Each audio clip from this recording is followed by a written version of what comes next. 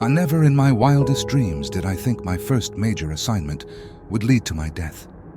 Running for my life, knowing I wouldn't live past 25. Leah Eze, 25, aspired to excel in investigative reporting after graduating from the prestigious University of Lagos with a journalism degree. She earned good grades and completed her National Youth Service Corps, receiving praise. However, like others in Lagos, Leah was educated but unfulfilled by her country. Despite limited jobs, she found part-time work at a media agency. The task only involved research, not investigative journalism. To top it off, she washed dishes at night, her meager income barely covering rent. One day, Leah vented to her best friend Ada about her struggles. Before her time ended, she wanted to do something amazing, which annoyed Ada.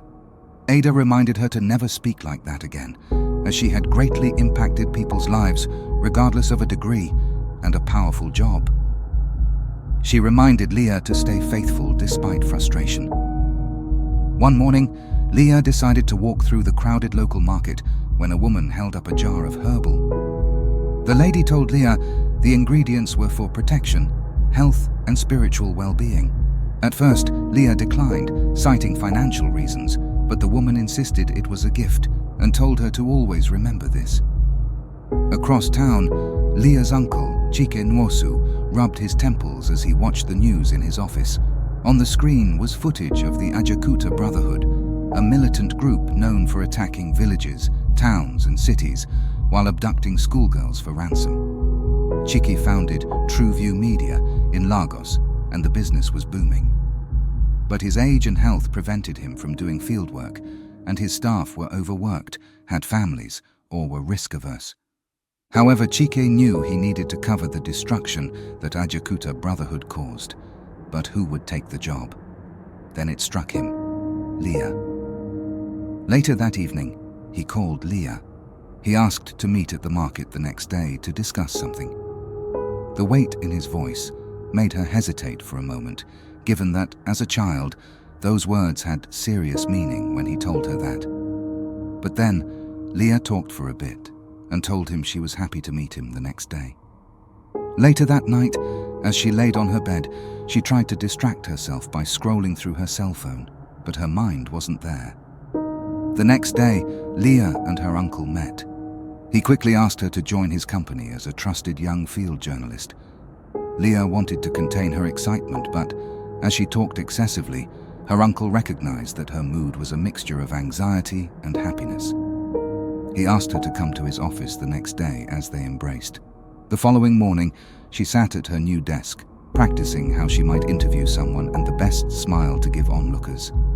She met her uncle soon after. He asked if she was ready for his assignment. As per her usual habit when nervous, she talked non-stop, saying she was ready. He instructed her to cover the impact of the Ajakuta Brotherhood in Gidanwaya, a small village. But she would be staying near Kafanchan, Kaduna State. For a moment, she leaned forward and didn't respond. He promised her a private phone, expenses, and a driver. He explained again, holding up one finger for emphasis, that she was only covering the impact of their attacks, speaking to victims, documenting the damage, and telling the world what was happening. But before dusk, she was to head back to Kafanchan. And should she disobey him, she must pay the consequences. While riding on the Danfo, Leah was bursting with excitement. At first, her thoughts raced. Then at other times, she simmered with excitement. She had finally been handed a serious assignment, one that would take her beyond Lagos and test her mettle.